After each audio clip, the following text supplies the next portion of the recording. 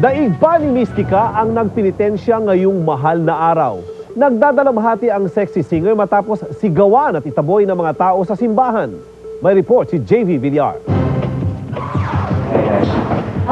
Cool pa rin si Mystica bagamat inaming masama pa rin ang loob sa dati raw niyang best friend na si Pamela Ortiz.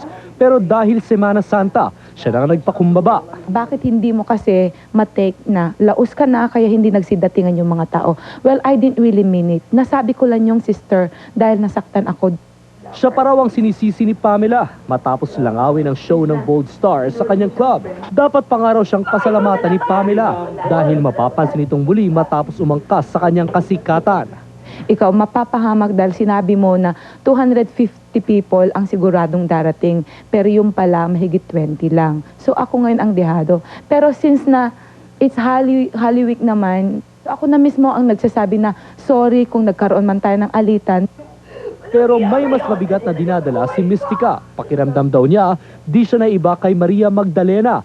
It's time na pumapasok ako doon, pinagtatawanan ako, nagbubulong-bulungan yung mga tao.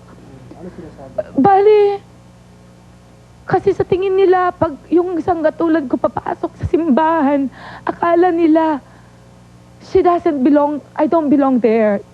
Doon sa mga nagsasabing ako'y demonyo, sila na mismo ang makakapagpatunay na hindi ako demonyo. Dahil takot ng makutya ng mga tao sa simbahan, namigay na lamang si Mystica ng pagkain sa isang squatters area. Para sa TV Patrol, JV Villar, ABS-CBN News. At yan ang kabuuan ng mga balitang itinampok sa TV Patrol sa ngalan ni Corina San.